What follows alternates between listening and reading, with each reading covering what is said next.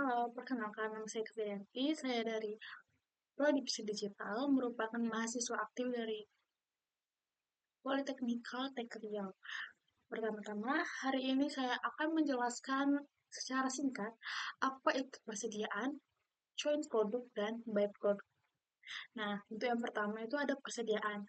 Nah, persediaan ini merupakan aset perusahaan yang disimpan untuk dijual kembali. Jadi, sebuah perusahaan itu pastinya menyimpan aset-aset mereka agar mereka mempunyai stok ataupun barang yang akan dijual keesokan harinya. Dan proses itu digunakan dalam proses produksi atau diproses menjadi barang jadi. Persediaan dapat berupa bahan baku, barang dalam proses, dan barang jadi. Keberadaan persediaan sangat penting agar kegiatan produksi dapat berjalan dengan lancar tanpa terganggu oleh kekurangan barang mereka. Nah, di dalam persediaan juga ada yang namanya penilaian persediaan dengan sistem periodik, yang dimana perusahaan tidak dapat mencatat perubahan persediaan setiap terjadi transaksi. Perhitungan dilakukan pada akhir periode dengan menghitung barang-barang mereka. Nah, dalam metode ini ada tiga metode yaitu FIFO atau first in first out, yang kedua LIFO last in atau first out, dan yang terakhir itu average atau disebut dengan rata-rata. Yang pertama itu FIFO. Metode ini tuh mengasumsikan bahwa barang yang pertama dibeli adalah barang yang pertama dijual. Jadi ketika perusahaan membeli barang pertama, maka barang itu yang akan dijual mereka untuk pertama kalinya. Dan presiden akhirnya itu terdiri dari barang yang terbaru. Selanjutnya itu LIFO. Kalau metode LIFO ini menganggap barang yang terakhir dibeli adalah barang yang pertama dijual. Jadi perbedaan FIFO dan LIFO itu jauh signifikan.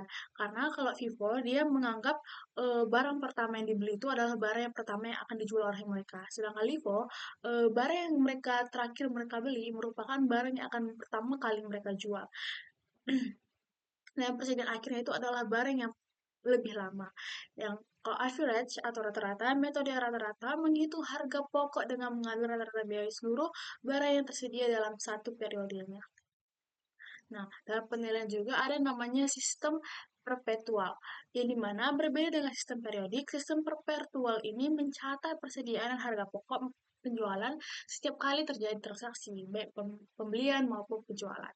Dalam sistem ini juga dibagi menjadi tiga metode sama seperti sistem periodik, FIFO, LIFO, dan moving average.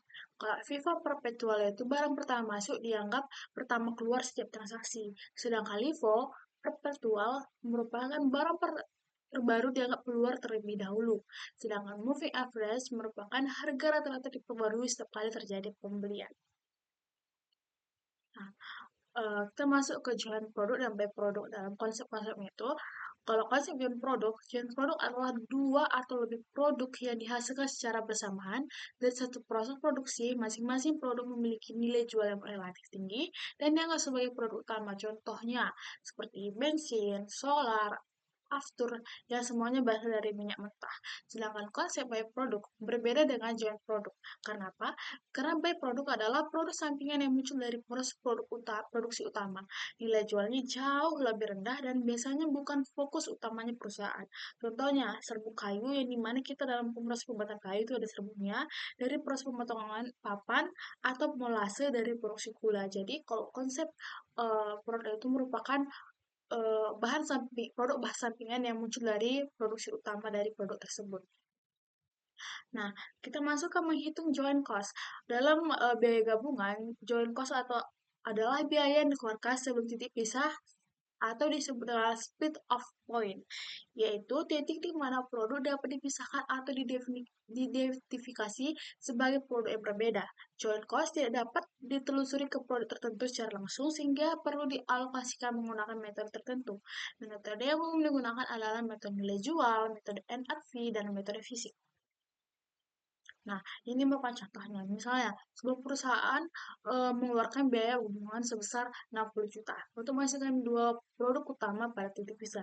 Jadi karena kita pengennya menghasilkan dua produk, berarti kita buat produk A dan produk B. Dan unitnya itu kita bagi menjadi dua, yaitu 1000 unit dan 2000 unit.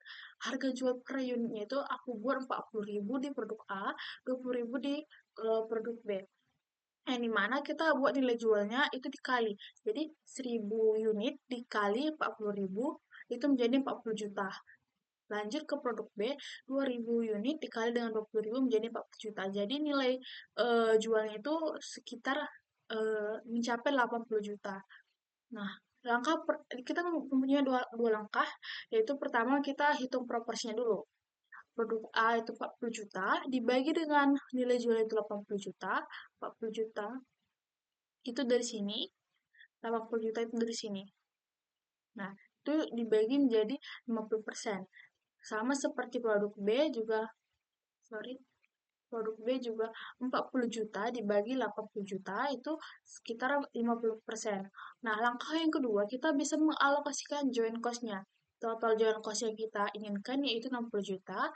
Jadi, kita asumsikan produk A itu 50% dikali dengan 60 juta, itu menjadi 30 juta, dan seperti itu seterusnya. Sehingga eh, total joint cost-nya itu adalah 60 juta. Nah, ini contoh perhitungan by product, sedangkan ini contoh perhitungan jual produk, ini by product. Nah, misalnya contoh kasusnya itu dalam suatu proses produksi, perusahaan menghasilkan produk utama, yaitu nilai jualnya 100 juta, by produknya itu nilai jualnya 10 juta, total joint cost 70 juta. Jadi cara yang kita bisa menggunakan dua cara sama seperti joint cost. Cara pertama itu by product mengurangi joint cost, nilai jual by product diakui sebagai pengurangan biaya gabungan. Joint cost bersihnya itu kita masukkan 70 juta dikurang dengan nilai jual by product. Jadi sekitar 60 juta. Jadi biaya 60 juta inilah yang dialokasikan ke produk utama mereka. Nah, cara yang kedua, by produk sebagai pendapatan lain-lain. By produk diakui sebagai pendapatan lain-lain sehingga tidak mempengaruhi perhitungan joint cost. Pendapatan lain-lain adalah, nah, kalau pendapatan lain-lain itu diasumsikan di 10 juta. Nah, penutupnya, persegian dan metode penilaiannya memiliki dampak besar terhadap laporan keuangan perusahaan. Sementara itu, konsep joint produk dan by produk penting dipahami untuk pembedaan biaya yang adil dan akurat pada produk-produk yang dihasilkan secara bersamaan. Mungkin sekian pengertian, penjelasan, dan pemaparan saya hari ini. Kurang lebih saya mohon maaf, saya Kusdayanti, pamit mengundurkan diri. Selamat pagi.